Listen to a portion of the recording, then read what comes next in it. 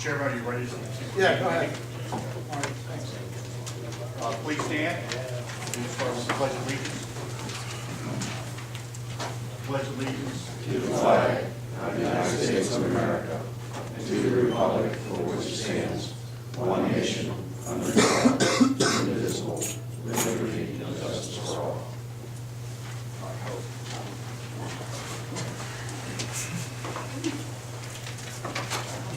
Mr. Chairman, I have two areas to make announcements. First, all the announcements for the meeting went out on January the 18th. The various newspapers indicated before, also our email and Facebook list as well. So that was completed in accordance with the sunshine laws of the state of West Virginia. My second announcement that was requested to read into the record, the request for a qualification statement prepared by the Inland Services LLC for January of 2015. You will see this board in your package, a memorandum. I'm going to read a couple of sections here for the record. Purpose of this request for qualifications for the public. The Weirton Area Port Authority invites interested parties to respond to this request for qualifications, something called an RFQ, to A, participate with the authority in the designated critical infrastructure and key resources, build-to-suit restoration, financing, and operations of the existing Pike Island Port, intermodal rail, and marine terminal and metal services center located in the Half Moon Industrial Park, including State Road 5072, known as Birch Drive, Half Moon Industrial Park Rail Spur, Perimeter Road, utilities, a central non-potable industrial water intake and stormwater management plant, a power grid, communications, and other support facilities. The second area being to operate and maintain the existing Pike Island pool, rail, and marine terminal during the restoration phase. And C, manage the transition of existing logistics and fleeting operations service center, secure parking, air, road, tow, barge, and short line rail operations. The lines of business. The Weirton Area Port Authority is organized around three lines of business: real estate, known as West Virginia Real Estate Trust; technology, West Virginia Port Communications; and trade, which in this case, Tri-State Port Management. To this extent, the authority created three service units: the Weirton Area Port Authority Inc., known as WINC, organized non-for-profit on IRS 6320 as a 501c4 charter. Second entity being the Intermodal Holding LLC charter, incorporated for-profit under an IRS 338H10 joint venture, collaborative. And finally, Inland Services LLC, incorporated for profit, infrastructure improvement services to service equity, debt, bond, and income. That concludes the reading of that announcement. One other area of business, very quickly. As you know, in October of last year, we forwarded a letter to Parliament in Canada expressing our support for the Canadian people for the terrorist attack that also included the defense of Parliament, in this case by the Sergeant Arms. So from a kindred spirit, we sent a letter, again, expressing our support to the Canadians. We received a response to them. It was addressed to me as the Master of Arms here at the Weirton Area Port Authority. Copies also to Carl and to BJ. So I'm going to read this into the record very quickly. Thank you for your letter of October the 23rd, 2014, in which you and the Weirton Area Port Authority showed your solidarity with the House of Commons. This is greatly appreciated. The two senseless attacks that resulted in the tragic deaths of Warrant Officer Patrice Vincent and Corporal Nathan Cirillo shocked and saddened us all. Our thoughts and prayers have been with their families and friends. Security forces within our Parliament precinct reacted swiftly with Sergeant-at-Arms Kevin Vickers and his team demonstrating courage and professionalism. We are indebted to the House of Commons Security Service team and to all others who took immediate action. As world events have demonstrated, no country is immune to terrible acts of violence. These incidents remind us that peace and stability are fragile and that there is a continuing need to work together to achieve our shared ideals. Our history has shown that Canadians are resilient people who stand strong in the face of adversity while never forgetting the sacrifices of those who defend our nation. We remember them all. Sincerely, Mark Bosk, Acting Clerk, House of Commons, Canada. Thank you, Mr. Chairman. Thanks, Marty. Let's see, before I want to make sure who's on the phone. John Vargo, are you on the phone? How about Dan? Brennan? Hey Dan, nice to have you. Can you hear, were you able to hear Marty? Okay, I got to turn this off. All right, I'm going to start the roll call. All right, I'm going to do a roll call and then we'll introduce the people. Start with Santos Santoro. Here. Ed Littlejohn. Here. Mark Galiptis. Here. Dan Spickard. Here. Doug Villegall. Here. John Dietz. John talked to me. Dan Swan. Here. Farley Wood. Here. Vargo, John Vargo, you on, John? Okay, with that, we have the agenda in front of us. Can I get a motion to adopt the agenda as written? Here. Motion. Second. Any comments or questions? The agenda is written. No comments. All in favor of approving the agenda, signify by saying aye. Aye. All opposed? Opposed? Okay, what I want to do is there's a couple new folks in the audience that have been working with us. We've got Mike Barbarito with First National Bank's Insurance Agency. Colton, I don't remember your last name. Young. I should know Colton before Mike. But they've been working with us on some of the underwriting and actuarial and insurance side. We've got Diana Birch, who's one of our partners with property, and Martin Phillips, Rick Lash is general manager of Wheeling Mission. He's here with us tonight. Fritz is here. You're president of AFL-CIO, right, Fritz? Okay. I get everybody out there that's part of the project or participating. What I missed? Who am I looking at? Oh, Louis Spano and Ralph Spano. Now, they're brothers from Weirton. Louis has been a friend of mine for a long time, but he's been learning and training, and he was probably the first one to go through a lot of the FEMA training.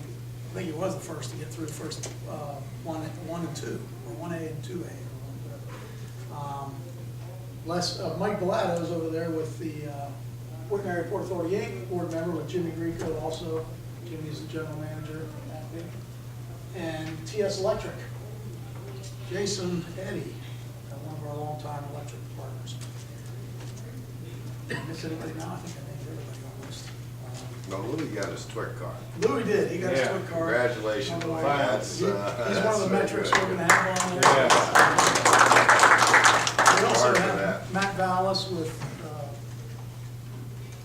Independence Excavating. Independence. I knew it was excavating. I couldn't remember Independence. And Tom Scherninsky.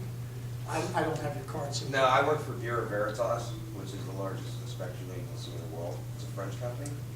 I work in the boiler and pressure vessel division. I've been a boiler and pressure vessel inspector for the last 24 years. And Tom's the Native farmer. Weirton guy. So I also have a tip card. There you go. So, but you know, I'm here to advise if anything, on the mechanical side, if you guys need some help with. Thanks, Tom. All right. Next item is the minutes. Flip the minutes. Everybody should have a copy of minutes and received it a few days back. Can I get a motion to bring the minutes to the floor? Make the motion. Santo, second. Second. Any comments or questions about the minutes? From last meeting, it was January 7th for December. No comments or questions for the minutes. All in favor of approving last month's meeting minutes, signify by saying aye. Aye. All opposed?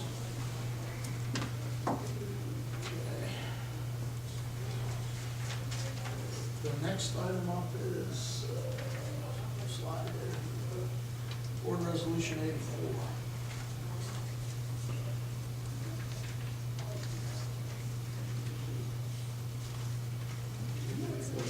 It is really the SOC list.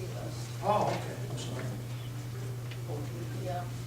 Labor certificate, I'm not reading all this, am I? Oh, no, it's just one page, all right, so, in relation to, in support of Board Resolution 84, terminal job skills, the Port Authority, we're using, the following requirements, the standard occupational codes for job classifications. And what I'm gonna read here is the description, and then attached to the back are various different, job categories and levels, so I'm not gonna go through each of those, but it's Inland Services LLC labor categories based on service occupational classifications published by the Bureau of Labor Statistics. Background, Inland Services LLC's proposed technical, engineering, and professional labor categories must be mapped to the Office of Management and Budget standard occupational classifications for which the Bureau of Labor Standards maintains compensation data. Labor categories are further defined as junior, journeyman, and senior based on years of experience, education, and duties or responsibilities as follows. The junior category, a junior labor category has up to 3 years experience and a B, Bachelor of Arts or Bachelor of Science degree. The junior labor category is responsible for assisting more senior positions and or performing functional duties under the oversight of more senior positions. Journeyman, a journeyman labor category has 3 to 10 years of experience and a Bachelor of Arts, Bachelor of Science, or a Master's of Arts or Science degree. A journeyman labor category typically performs all functional duties independently. Senior labor category has over 10 years of experience and a Master's of Arts or a Science degree. Senior labor category works on high visibility or mission critical aspects of a given program and performs all functional duties independently. The senior labor category may oversee the efforts of less senior staff and or be responsible for the efforts of all staff assigned to a specific job. And there's the subject matter expert. Subject matter expert is an individual whose qualifications and or particular expertise are exceptional and or highly unique. Subject matter experts do not have specific experience, education, qualifications, but are typically identified as recognized industry leaders for a given area of expertise. Subject matter experts typically perform the following kinds of functions: initiates, supervises, and/or develops requirements from a project's inception to conclusion for complex to extremely complex programs, provides strategic advice, technical guidance, and expertise to program and project staff, provides detailed analysis, evaluation, and recommendations for improvements, optimization, development, and/or maintenance efforts for client-specific or mission-critical challenges or issues, and consults with clients to define need or problem, supervises studies, and leads surveys to collect and analyze data to provide advice and recommend solutions. Contractors may deviate from the definitions above when responding to concession task order solicitations so long as the deviations are clearly identified in their contractor task order proposal. For example, a concession contractor might label an employee as senior, but the employee does not have an MA or MS degree. Likewise, a concession contractor might label an employee as junior even though the employee has more than 3 years experience. Deviations shall be clearly identified in proposals submitted in response to task order solicitations.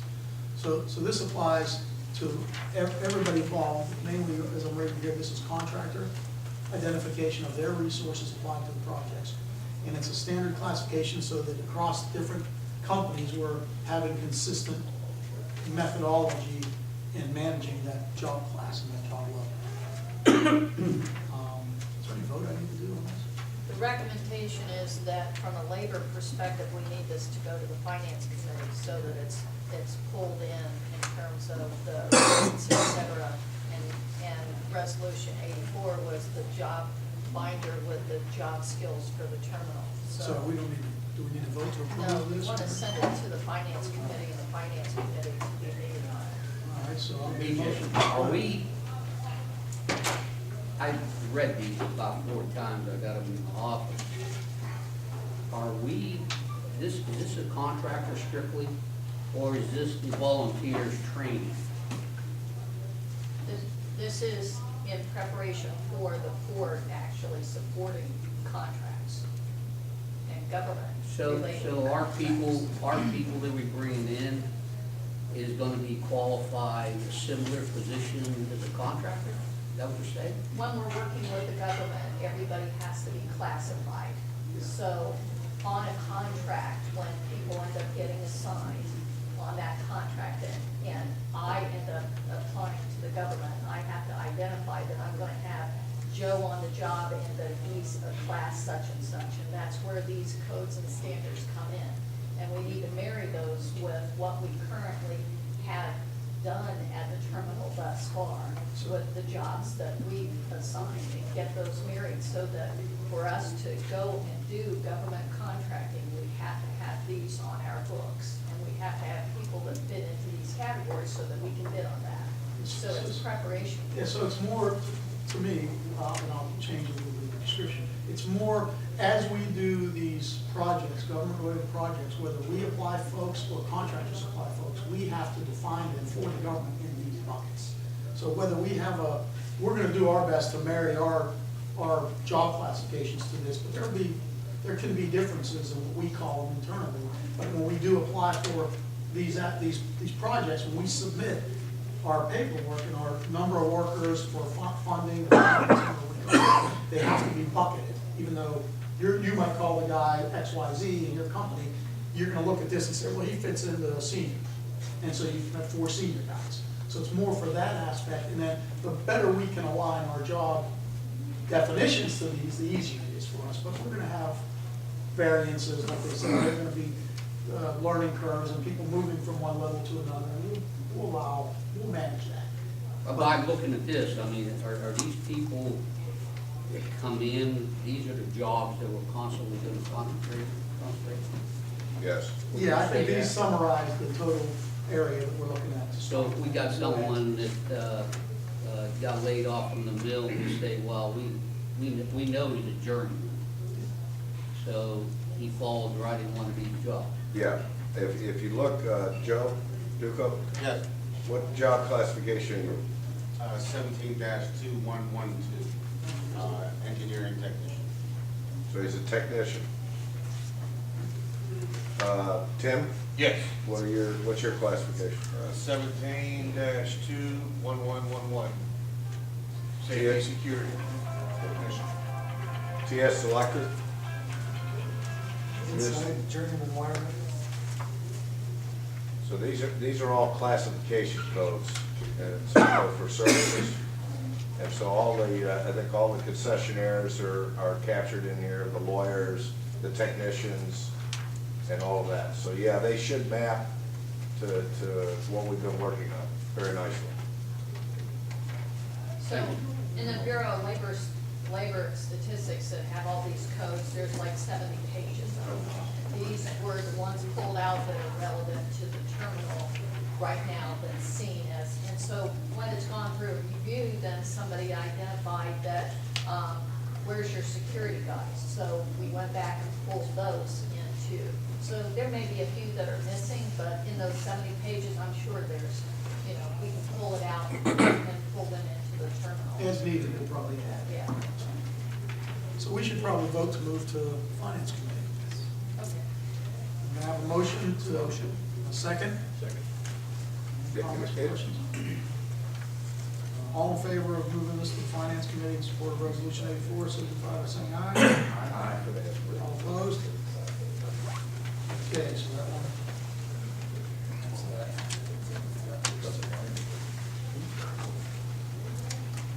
The next one is new business, board resolution 103.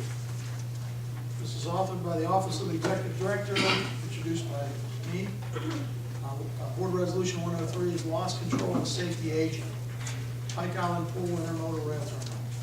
A Weirton Area Port Authority Board Resolution for the purpose of engaging First National Insurance Agency, LLC, as the build-to-suit consultant for loss control, safety, and risk management for the Pike Island Pool Intermodal Rail Terminal acquisition.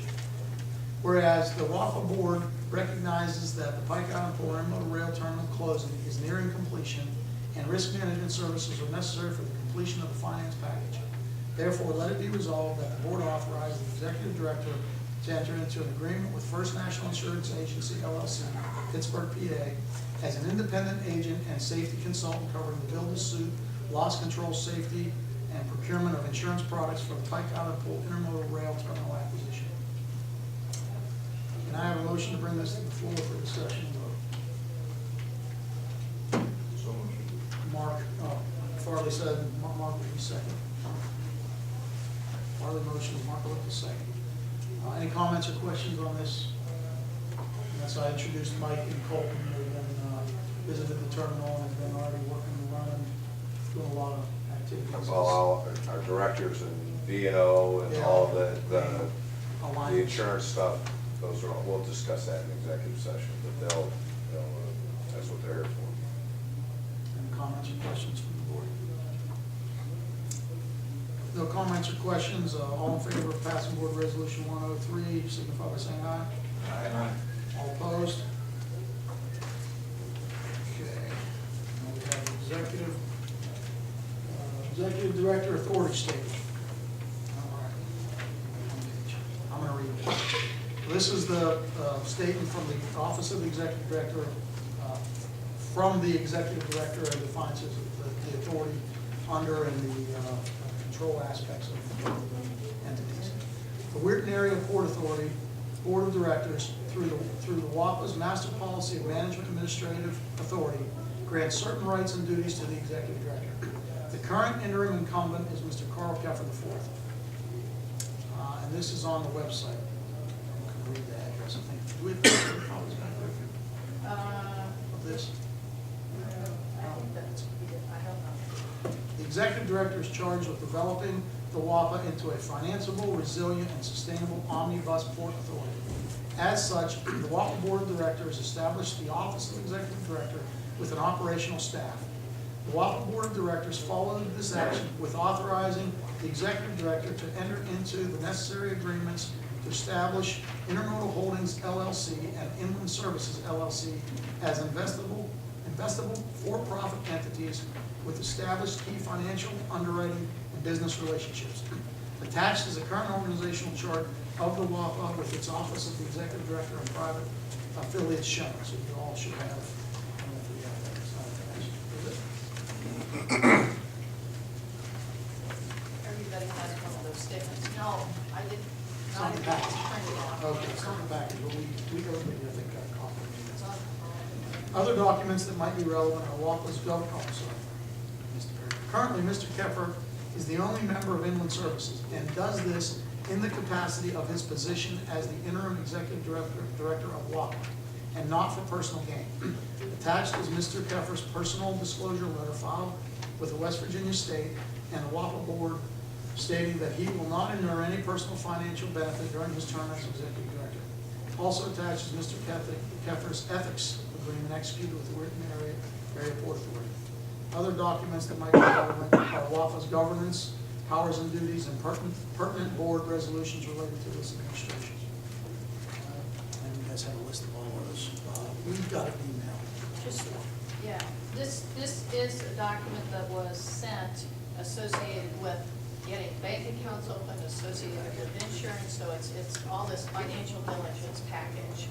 And so those kind of things were sent to them and not necessarily printed out for the board. And if you don't, if anybody on the board doesn't have a copy, let's copy. We have Yeah. copies. I think everybody, I know I've seen them. Okay. We need to do, that was just for reading to the board. Reading the record. Oh, reading to the board. So that's the. Okay, so we have some key performance indicators. Step up to see them. All right, so far, we're gonna start with the governance, monthly meetings. We've had a total of 56, and we had 2 this year because of the dates they fell on, even though one was December 2014. We have a total of 94 approved resolutions prior to these, yes. And then written consents, we have 13. We only rejected 1 resolution. The amended resolutions, we are up to 3. We have 1 so far this year. And resolutions in committee are 5. The attendance, as you can see, it's been holding steady around mid-30 to 40. And then the active volunteers is stable January and December, January of 16. Facebook, we are now gaining 9 additional likes and followers. In YouTube, we have our meeting videos we've been posting. You can see various viewings, 94 in October, 160 in November, 33 last month. With business partner applications. Now this is a new metric we didn't have last time. These are the business partners that have submitted into, is it the CT-PAT? Yeah, this is part of the CT-PAT certification process on the way to the foreign trade zone designation. So this was a significant step that was made earlier this month, and so far we've had 8. I can't see them all, but I think you ought to read each one of them, because we've got some new participants in this program. Dracon Telecommunications is San Luis Potosi, Mexico, and Miguel Gomez Villalobos was here last year, maybe 2013, but he's on the phone various times. He's our partner in Mexico. We did a proclamation for trade with Mexico, and they're the partner on that end, representing the representation of that for them. First National Insurance Agent, Pittsburgh, which is again Mike and Colton today. Global Center for Preparedness and Resilience of Melbourne, Florida. I was going to say. Yeah. Great Plains Bioscience Group in Newton, Kansas. They are a biofuels technology organization, and they've submitted into CT-PAT for support on the energy side. Hellman Worldwide Logistics, and Don's not here today, but he's coming to me. Again, a worldwide logistics agency. Kretsch, Ojard and Associates from Duluth, and Randy might have to help me. Yeah, they're an engineering firm. They specialize in rail infrastructure development and studies. Reserve Capital Holding, Prospect Heights, Illinois. That's Mr. Dan Brennan on the phone. It's a financial advisor and investment firm. And Wickham Electric, doing business as TS Electric, which is Jason Eddy, representative of Richmond, Ohio. So these are companies that, as we move forward, have gone through the process of obtaining their partnership linkages to the Port Authority and the CT-PAT systems for information sharing and safety and security of documentation. And then now we're into the training, terminal training. Applications have been received up to 32 so far, 3 in January. And we have, I'll get the second line, number of participants. We're at 11. Is that a running total? That's an active participants this month, so, Oh, okay. yeah. It's So 11. 11, but we're active in January. For FEMA certifications, earned certificates, we're up to 15. The total is 340. We got 42 more in January. Level 1 training, 15 total. Level 2 is 10, and we have 2 that have completed both level 3 and 4 so far. And we have 6 Sigma certifications, 6 white belts. 2 plus 2 means. It's 2 have certificates and 2 are ready to Oh, go pending, through testing. Right. No green belts yet, we have 1 black belt. And then in terminal security, TWIC credentials, and I believe that's Louis. Hey. Good job, Louis. Ralph, you're on the way, right? Yeah, I'm in a motion. All right, so we have 25 TWIC credentials now within the board group. Department of Homeland Security, sensitive secure information, non-disclosure agreements is a total of 39, and we have 14 with access to CT-PAT, non-CT-PAT system. Terminal operations, in January we have 13 consultants on site and 7 contractors have been on site this month working. Forklift certified is up to 11, and then we have 8 certified on aerial lift. So we're doing certifications and trainings on equipment as using them, and we're doing training. And we have on-site manifests of 8, and those are document lists, or lists of inventory locations, manifests of products that are in the facility in different locations. All right, we're going to do a little progress update for everyone, and so I'll put this one slide is in for just an update on some of the legislative activities and legislative reforms going on in West Virginia. In the First of all, first speech, Go ahead. you ought to introduce who you are. Oh, I'm a West Virginia lobbyist. I've got to do some paperwork yet for this year. But I will be supporting and representing the Port Authority when it comes to working with the legislation and the executive branches with respect to legislation required to support the Port Authority in this region and support the improvement of commerce, movement of goods, et cetera. And some of the core aspects, goes from all the way down to ethics and basic integrity and controls in your systems, all the way up to public-private partnership type legislations, which gets a little more complicated in the state legislatures. So what I listed here are some examples of some of the reforms going on today. A lot of auditing is occurring. There's a lot of changes in the financial world. There's a lot of changes in the federal and state public tax dollar usages and management of how the applications and the follow-through of the use of that funds. So they're doing a lot to beef up the auditing at the state. So the first group, House Resolution was 2008-2186, along with Senate Bill 8, which I think passed the Finance Committee today. It passed today. Passed today. Now, if you all remember, that's dear to our heart. We were one of the first under the Department of Transportation to go through the audit process in 2012. And that, as a result of that, there were gaps and legislative gaps and oversight between ourselves as a local port district and the subsequently above us, which was the West Virginia Public Port Authority, the Division of Highways. All of the applications that were submitted on behalf of the Weirton Area Port Authority resulted in these reforms. And HB 2008 was a pride of authorship sitting in front of the room.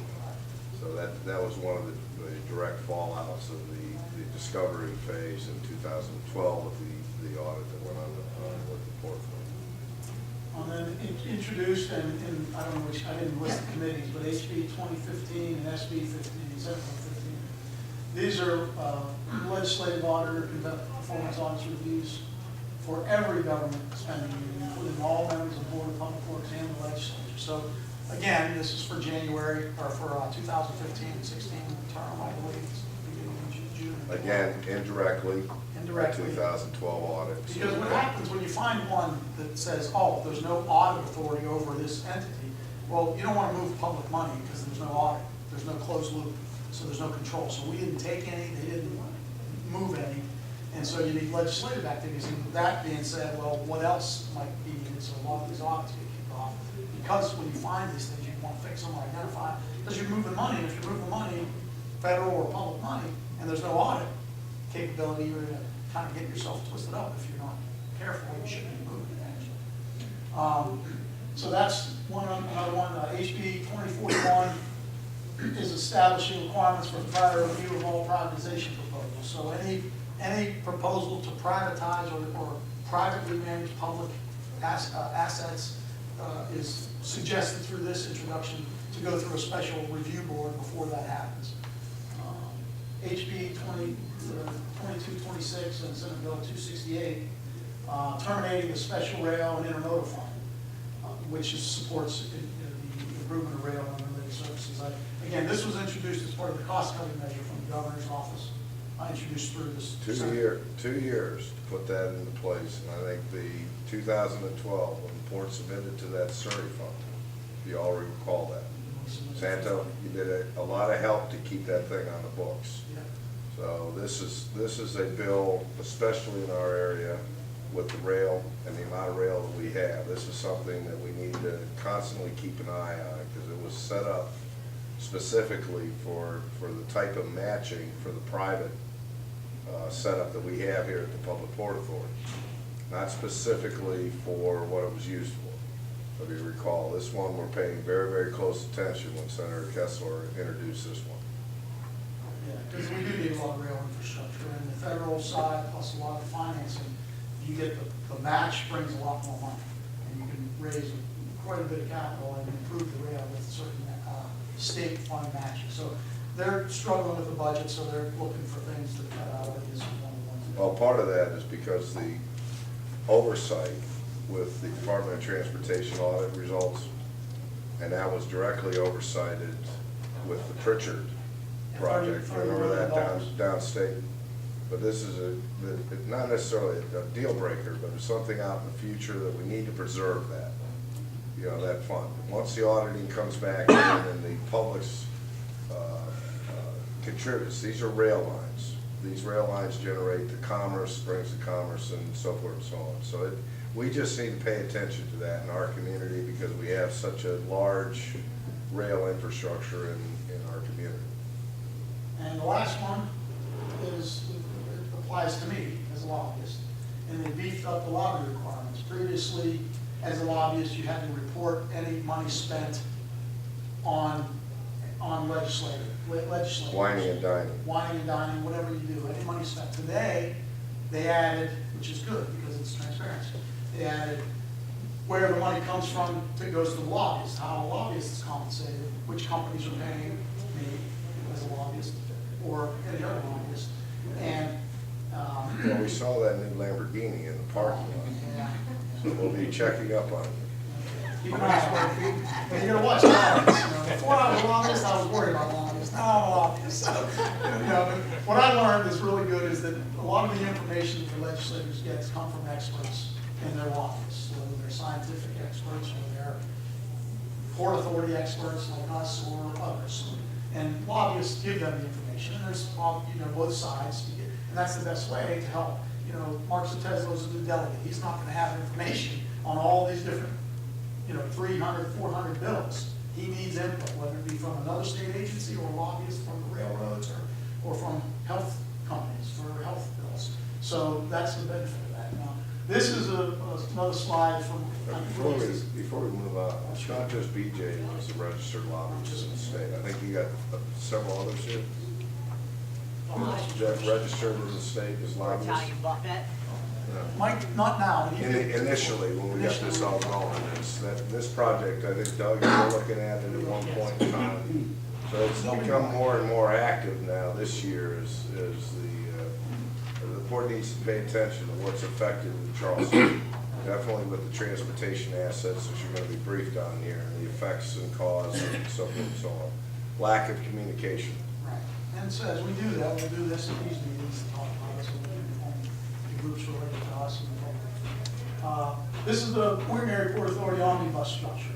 And obviously the Port Authority is here. It's an autonomous political subdivision in the state of West Virginia.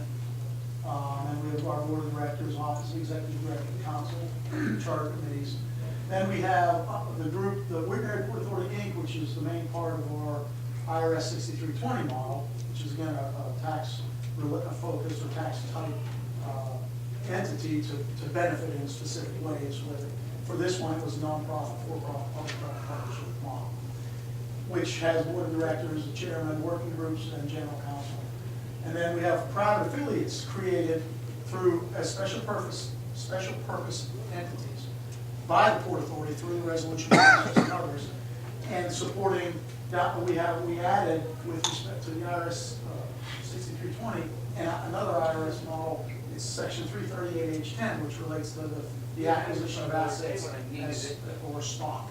And so you can utilize certain IRS designations for specific types of acquisitions or financing or project-related focus. And so all of these are special purpose related. We talked a lot about these three in the past. Tri-State Port Management is an operational foreign trade zone operator. what real estate, Western Import Communications is like technology communications and then real estate side. And then I read the statement of the executive director offices, the two newly created ones supporting the 338H10, Inland Services and Intermodal Holdings. Again, we're bringing the investment groups together and we're building the structures that allow us to perform services, which then bring the contracts and revenue and everything else in support of what we're building with our partners and for the portfolios. These groups do it private. Because all the money's privately funded today. It's no tax dollars. Except for the Lamborghini. Well, don't tell them. Yeah, transparency is nice. All right, next one. We get to test drive it, right? Everybody can drive it. It's public, right? All right, so the Intermodal Rail Terminal Lighthouse Metal Services Center. Key aspects, this is modular. That's the port network. It's a single Department of Homeland Security, SafeCom web and network environment for sourcing and vendor management, procurement, order management, logistics and distribution, including tariff and fee, event and performance management. And our CT patent number is 711222141 and legal for trade certified. These are our capabilities of the port and the terminal and the metal services center. So we obviously we're established key performance indicators on weight reporting for delivering products by weight. Resilient, sustainable performance tracking and tracing. So tracking of goods in and out and through the terminal and the network as it comes in and leaves. With alarms, alerts, emergency broadcast management, exception and deviation reporting. So if there's a process or a product that's non-compliant with the methods for managing that through the deviation and exception process. Health, safety, security, environmental, and quality management. We've got Tim, the health, safety, and security, environmental tech, Tim Taylor, and he's been working a lot on various policies and processes for that team. Standard occupational classification, workforce, and workflow management. So that was what we talked about in the SOC codes and employment classifications, whether it be contractors or internally as we align to federal systems. Concessionaire, vendor, and supplier management. Concessionaire in this aspect, for those that haven't been here, it's an airport type concessionaire, not everybody thinks the baseball concessionaire. Well, it's the airport model where you're giving a concession as a license, a long-term authority to do certain things. With U.S. Air being a hub of Pittsburgh in the past, they were the concessionaire. Starbucks providing coffee at the airport, that's a concessionaire. Tenant fleet, dispatch, logistics, and supply chain CT patent management. So we're able to manage through various tools the tenants, the vehicles, the movement of goods up and down the supply chains, in and out through the CT patent system.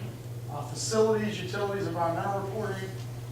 Today and as we grow, everything will be IP-based and tied in, so we can look at water movement, stormwater flows, power generation. It's going to grow into a fully reported aspect of utilities. Again, for the ability to be resilient and sustain utilities, you have to know the conditions that are in at all times to avoid any major incidents. As you can see coming. Communications navigation system management. We've talked in the past with fiber optics in the building. We talked about vessel traffic services for some of the Coast Guard tools. If you want to go to deploy managing vessels in the pools so that the tow operators can see other tow operators. Today, if they see the lights, they see them. If the lights are off, they can't see them. They don't have any tools in the cockpits today. Well, they have the tools, they don't have the networks. And then automated generation and production. So we're automating basic management of the facility and production order, work orders will be automated. And then creation of delivery and transfer orders. So receiving or shipping order, just basic facilities, tools to manage the goods. And control is the key aspect. Control, the best controls you have give you the lowest risks of anything, accidents, loss, damage. So these automated tools put the highest level of controls in place so that safety and production and commerce are all fully controlled and managed, so the risks are low, insurance is low, and we're safely managing the goods and financing public funds. These are some of the tools that our partners will have opportunity or access to, whether it be shipment the capabilities of recording tools, electronic document retention and archive, which is Custom and Border Patrol messages, duty messages and amounts. FMC is Federal Maritime Commission, careful fee schedules, so any fees related to foreign trade zone report, terminal aspects from the federal side will come through there. We'll have weigh in motion, we use track and trace, purchase order management, queries and deviations for any lookup of information, data management, basically data warehousing, and access control in and out of the facility. So random people can't just walk in and out of the facilities because of these controls and safety and privacy or danger with the chemical products, oil and gas, or steel related. So there's very high level control, even just to drive onto the property. You know, the license plates, there'll be certain people that have access, others will need escorted, because it is a very high level facility and a very important and high value facility. Again, this is a picture of our connection of West Virginia connecting the two panhandles out to the coastal ports, New York, New Jersey. And so what you see is we're now, with our networks and our model, we're connecting not only the northern panhandle, rail terminal, and river waterway to the rest of the state, or the other panhandle, but also to the interstate connector. That's the Finley connector, connecting 22 to 79, which bypasses the west corner of Pittsburgh and really opens up Canonsburg and that whole region to this waterway, rail, terminal, highway system that in the past would have had to go up through the parkway and some of the traffic up there. It also is connecting rail or federal waterway now, M70, to the interstate system, which connects to the federal interstate, or the national interstate system. And what that allows is an opening of trade. This terminal is going to pop up on a lot of the trade, the logistics maps and movement of goods, because we now can bring, and especially once we get the foreign trade zone, they'll be able to clear customs out here. So as they come off the ship with continuous chain of custody controls out here, once they get on the rail and get all the way in to the terminal, it's not imported yet. We're able to import Weirton at a lower cost, quicker, closer to the customer potentially, so that's another advantage for us. We're really putting the state two panhandles into a system that they weren't in before. It wasn't efficient. Well, in particular, Go ahead. several of the board members did visit the current facility and walked through the certificate of acceptance that we're in preparation for. Wasn't quite prepared for all of it tonight. We'll discuss in executive session. But what it allows us to do is finish goods. That's what accelerated and compressed all of this, very similar to marine terminal.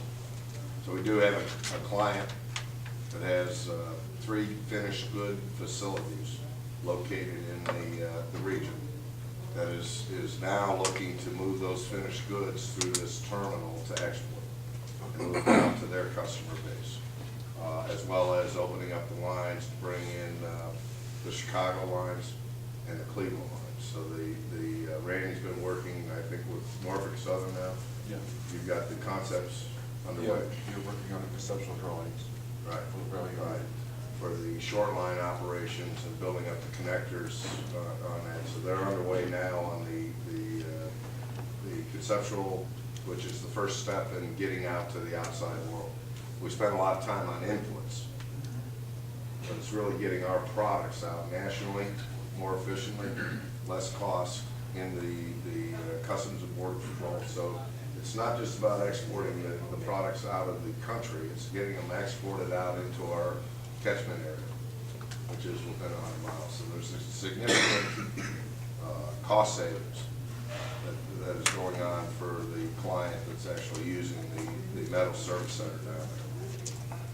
And it also, again, connects to the largest line in the state of West Virginia, Eastern West Virginia Regional Airport Authority, Shepherds Field, Homeland Security Reliever, National Guard Base, which, as we move forward, we're going to bring commerce into that airport, which doesn't come in today. It's all. The final step of that is underway. It's probably completed right now. So the C5s have been replaced by the latest C-117 cargo facilities. I'm sorry? I used to be a crew chief on C-17 to C-17A. Yeah. They're just freaking ones. Yeah, well, they retired those damn C5s, so. And I think it's bulky then. They wouldn't let it fly in it. So the modern National Guard is now operating out of that Shepherd Field. And this is the Finland connector. That's the interchange to the airport today, so if you want 22 east, you'll get on the toll up to the airport. It'll obviously leave this way and go to 79 there. And that's opening up the mont, really it's 3 stages. The first one's done from the 22 to the airport, the second one's 22 to 79, and 79 to the Mont Fayette Expressway, Route 43, Infinity Road. That's a key upgrade or event since the Marine Terminal Pilot Project. We now have the connector to the National Highway System. And that's what that represented, was that once it broke ground, I don't know if you've all been up through the Pittsburgh area, that's quite an interchange you're building up there. Yeah, So the new it's still a ones. few years out, Farley, I think, was the update. But it connects our community now onto the National Highway System, which is a significant event over the course of the next several years. So not only will we have Weirton eventually in here, but we actually have now a national connector. You've seen all the work that's being done up on the various interchanges coming in. You know, a hospital interchange, for example, they make It's it a all lot federal. bigger, and the lights are bigger than the lights down at the bridge, because it's the federal, it's the fully upgraded. And the hospital investments, obviously, are smart timing, right? Because this is connecting more patients, more people to Weirton Hospital, which could be close to all of our people. It's going to be the main hospital serving It'll the. be a main. But I didn't want to be, Increases that going, it's going over to 79, and then from 79.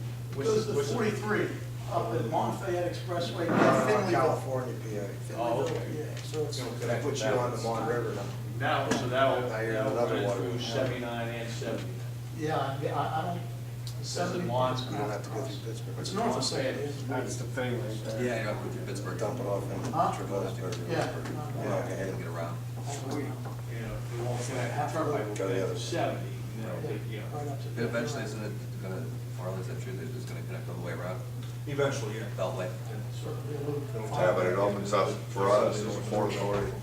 It opens up now access to the eastern seaboard for both Yes. outbound. Easier access east. And then the. Construction on this next phase coming from that interchange going south is to begin next year, in 16. I think 2019 was the targeted end. Yeah. Completion for Canada. Now, thank you to Mylan, the other side of that is already built. Yeah. We do appreciate that, Mylan. I don't know how well you can see this, but this is Half Moon Park, and I blacked out some need-to-know names that we're not yet ready to release. But what you see is, this is the Birch Drive State Road that goes into the park. SID nodes, or the intermodal rail terminals on this side, and then you have the value-add tin food and aerosol companies, Ardell Ball and others across the street, and Crown. And then we have a stormwater retention pond, and there's a cultural site down there. I think they might have removed everything by now, but it was 10,000 or Oh, there might have been some added since then. 10 or 14,000-year-old burial sites.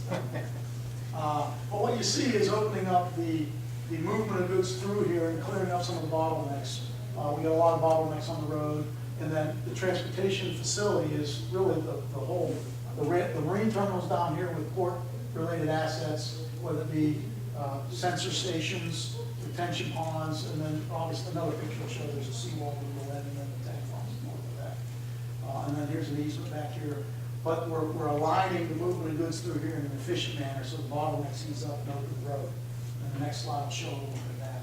So this is a Birch Drive bypass. And again, as you can see, the road today is flowing the red line between all the buildings and. Now you're down one. The road is up above. Keep going up, that's the rail line. This is the new road. Yeah, but go up. There's There's, the road up here, that's sorry. the, that's I can't the see choke it. Now, point. maybe you guys can see it, I can't. That's the choke point. That's the main road. So in the future, as we adjust the freight flows, rail can bring goods into this side, and we can service across the street as needed if they want to participate in that, or if you go transload rail to truck somewhere. But the truck traffic will change in that it will come, instead of going down through the middle, for our work and our related products will come through the backside. And then it can load and unload into these docks, and then it leaves the park through, I don't know, this is the ball parking lot, I believe, today. No, you just leave it there. Back out of perimeter. Backs out, and back out. Most of these roads, Carl, you validated, most of these roads and easements are still valid. Yeah. Is the original perimeter roads and safety roads. They were constructed primarily for the flow of traffic safely in and out of the park, in and out of the south Weirton. Most of those roads over the years, of course, have encumbered and maintenance on them. So there was a full, for those that were, not many, but there used to be a full perimeter road that ran up through the rail yard, came out at Walnut. You remember that? For in the event our troops, any incidents would occur, you could get in and out, not just what we're restricted to today, where we have single access into these critical infrastructure pieces. So that's part of the rebuilding of the park down there, is to get that heavily mess cleaned up and get the truck traffic. These are freight flows that are very active, to get them off of Birch Drive, because we've got hazardous material on there.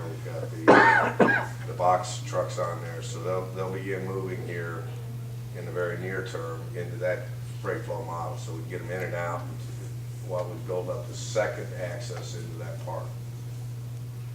Yeah, today there's one in and out, which is not safe. And then here's the end of the road where we have the 4-lane coming down from, I think it'll start up, I don't know how far out we have it planned, but I know All the way out. all the way out, down to the bottom, so that the trucks, this is an 800 truck a day capacity, which can't get out at all on that road. This will allow for that to occur. And these are very sensitive assets from the Port Authority, and the seawall design or seawall marking and the outflow of the retention pond, three-stage retention pond.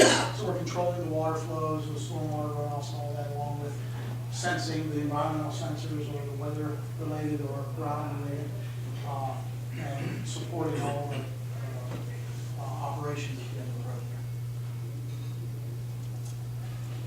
Financing, 2015 service financing. These requirements come from the federal GSA contract, Oasis. I knew that. I knew you were going to remember. One. I'll look it up. Yeah, this is the primary logistics service contract that we're complying to with the certificate of acceptance on that term. It's a GSA contract. This is revenue that comes to the Port Authority through the newly established Inland Services LLC. So it's going through diligence and the financing. This is what brought the financing in, was this primary service contract. So Inland Services is doing all the requirements to meet and qualify for that contract, which it has. And these are some of the requirements, and I put this in here because it's going to be on this website. People can read it all. But is there anything in there I should touch on? It's all just basic contracting requirements, and you have to. And there are lots more.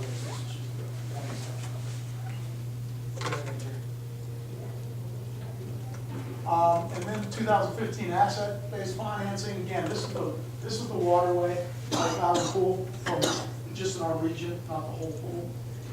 And so we'll be using, what you see is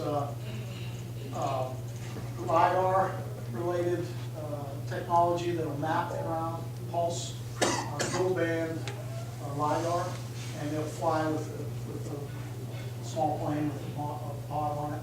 And they can map the region and identify key aspects, whether it be facilities, tank farms, et cetera. It supports maritime domain awareness and defining the domain, understanding the whole domain of the waterway. And then that's all I have for that anyways. So now I just leave it open to you guys in the audience if you have questions, comments, and then we'll do an executive. We have an executive session. We'll have here, so I want to let you have some questions or comments before we go out in case it's long. Go ahead, Mike. Jay, I called Mark Sateva a couple of times in the past couple of weeks from Port Authority about some of the bills they were passing. And he speaks very highly of you. And he also told me that the biggest problem for him is to actually see if the people from the state of West Virginia actually really still understand what a public-private partnership is. Well, they're unique, and they're different, each one is different too, so it's not like it's one cookie cutter recipe. Hey, they can say it now, we've made a lot of progress, And we're guys. doing things that help We them know bring who we awareness are. to what it is. Thank you. Publicizing it, great. And the other thing is on this the last ones that were showing us about the half-million car for the roads and all that. Is there a staging area there for the trucks? I know there'll be defined one, but I don't know exactly where it is myself. Do you? Yes, there is. I don't personally know. Yeah, you have to have staging and management, because they're not just sitting on the state roads, what happens, they just sit in a line. You gotta get them off the road and have some communications and say, okay, you can come, this one's out, you can come in. So there'll be dispatch management So, eventually. because it's a state road, are you gonna set up perimeter at the beginning of it?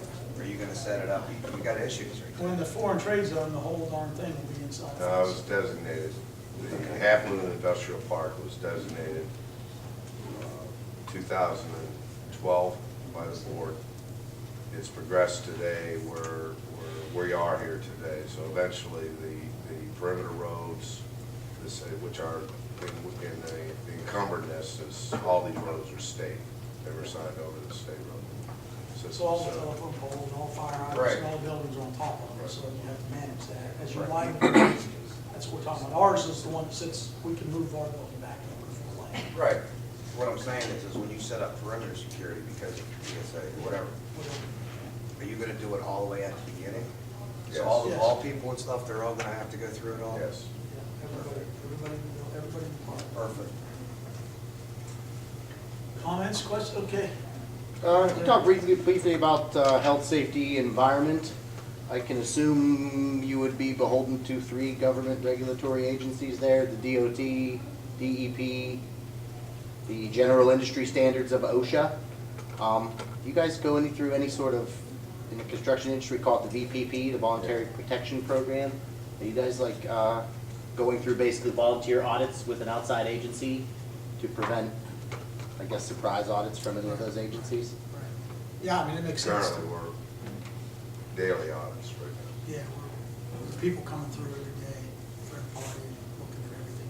But all of the audits today and the compliance audits, because of the way the terminals run, there's a central server that's actually very active with everything going on, which you read about today. So the auditing, independent auditor has access to those. So as they file every day, Joe, right?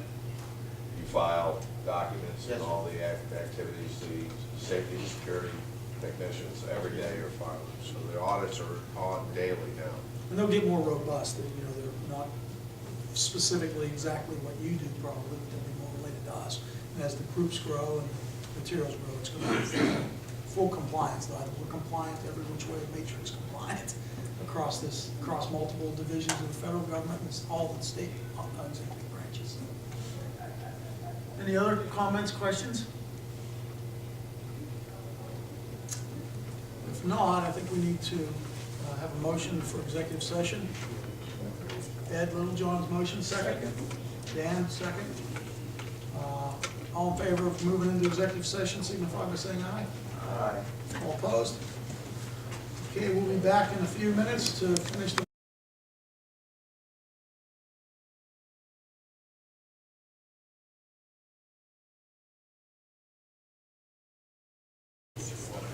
all right, can I have a motion to come back from executive session?